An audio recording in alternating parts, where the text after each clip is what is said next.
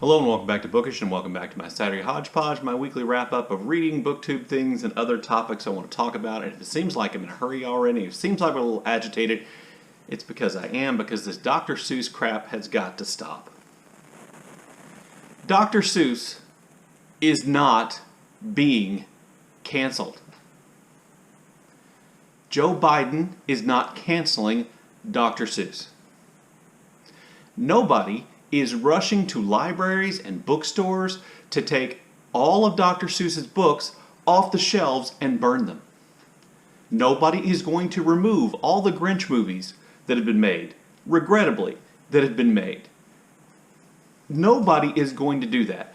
And the politicians who are talking about how Dr. Seuss is being canceled by the liberal elite left and Joe Biden are trying to manipulate their followers because they're appealing to white identity politics. They have turned cancel culture into a way of inciting and appealing to white Americans who are afraid that they are losing control. And look how much control we're losing. The things you loved from your childhood are being ripped away. And people like, Theodore Geisel are being badmouthed. The man drew racist images in children's books. Are you really saying we should continue to promote and shelve books, children's books, with racist images? Well, the trust that operates and profits from the sale of Dr. Seuss books doesn't think so. They are the ones who are canceling future publications of 6 titles. Not The Cat in the Hat, not Green Eggs and Ham, not One Fish, Two Fish, Red Fish, Blue Fish, not Oh the Places You'll Go, not The Lorax, which the same politicians who are crying about Dr. Seuss being canceled have obviously never read because of their stance on environmental positions or environmental issues. Not those books. The books you probably never read or heard of.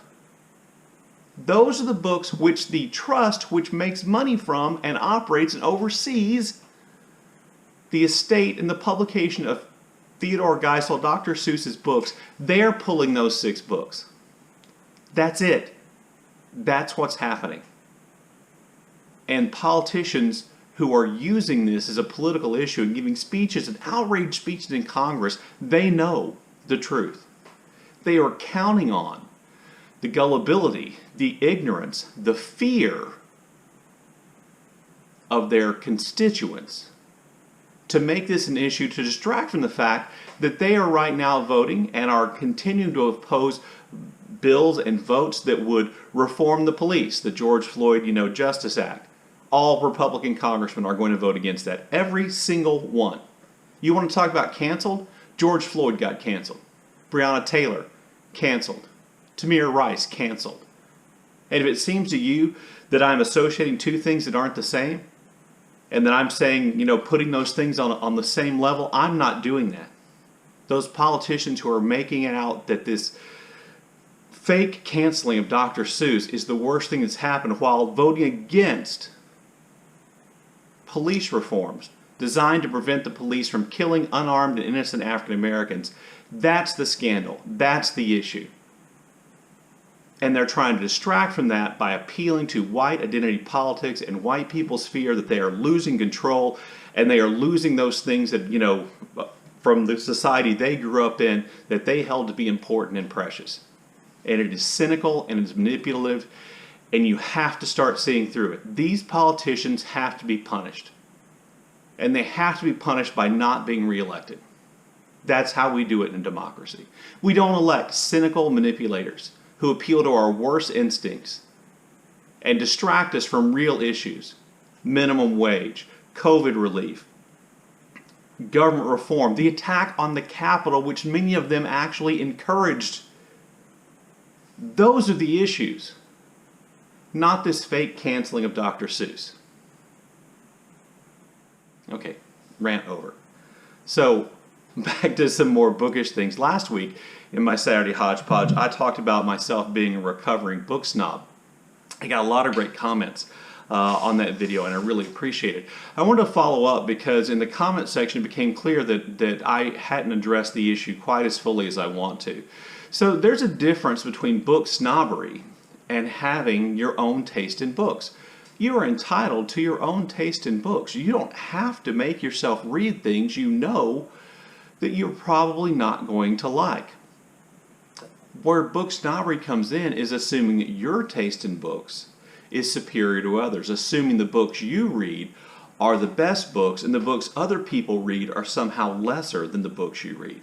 And on top of that, I would say not maintaining an open mind about other genres of books or types of books is also a form of book snobbery. I've mentioned many times that self-help books are not something I want to read and do read. That is a form of snobbery on my point, and I probably should, try to correct that by maybe actually reading a self-help book before I go off and talking about it. But that's not where my tastes run, and that's okay.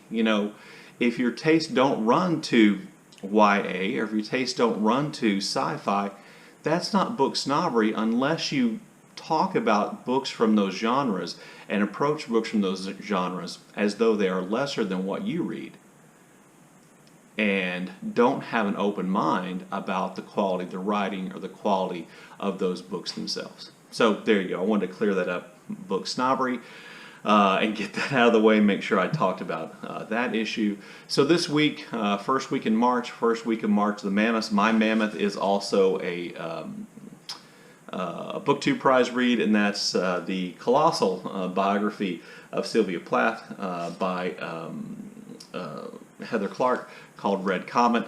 This is just the jacket. I have the book in the other room because, I don't keep the jacket on the book when I'm reading it because I'm, civilized human being. Anyway, so that reading is going well. I set myself a pace of 34 pages a day. I'm about 60 pages ahead of schedule, which makes me feel better. If I have a hard time getting my 34 pages done, I know I'm not falling behind. I kind of like that. I can't talk about my impression of the book because it is a BookTube Prize book. Also, I'm buddy reading Marilynn Robbins' collection of essays. When I was a child, I read books. I'm buddy reading that with Patrice Jones, BookTube commenter and buddy reader extraordinaire. Really enjoying that buddy read and reading those essays. Robinson has a really big brain, as we would say in the simplified world in which I normally live, and she has a way of constructing her essays, with really big ideas and then narrowing down to a fine point and trying to connect everything together. I have to say, I don't always think that works. He says as he can't even speak an English sentence.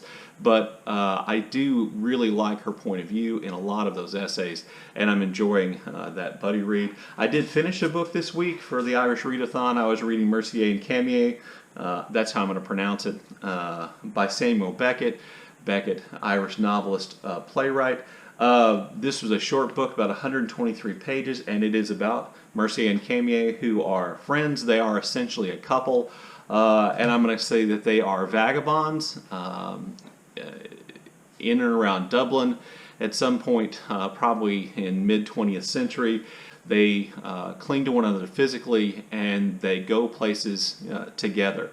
And I found the book to be relatively charming when I wasn't confused by it. I'll be honest with you, it's true with a lot of Beckett I read. Oftentimes I find myself confused by the little bit of Beckett that I have read. But they are a couple, and the book is intended to be funny, but it is also pretty dark, as is true with a lot of Beckett, and pretty grim, so the humor there is oftentimes relatively grim. They wander in and out of Dublin without any seeming plan.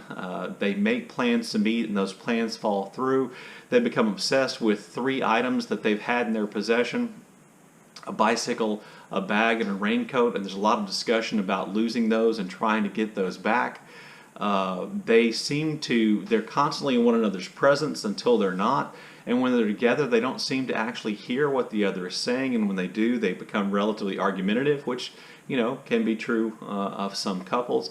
At some point they actually split up, and then later they come back together. It's just kind of entertaining and weird and kind of even sweet. But it is, you know, a Beckett book, and if that's confusing, what I said about it, then, well, there you go. That's Beckett for me. So there you go. That's what I've been reading this week. Oftentimes on these videos, I give shout-outs. I want to shout out a new channel in the hopes you'll go over and visit her channel. This is Laura, and her channel name is Northern Book Mail. She's from Finland. She's brand new. I think the only video she's done is the BookTube newbie tag. And, you know, I think if we go over and give her more support, she may continue to make videos. We need more booktubers from Finland. We already have Jere. I'm sorry if I mispronounced your name. But you know, please go over and encourage her. I enjoyed her BookTube newbie tag. So there you go. There's my channel shout out for today. I was going to go to a little free library in the area, but the weather is really gross and rainy and gray out, so I decided not to do that today. So this is basically it for my Saturday Hodgepodge for this Saturday. A rant, a little bit about books, channel recommendation. That's all I got. Anyway, I look forward to your comments in the comment section below, and as always, thank you for watching.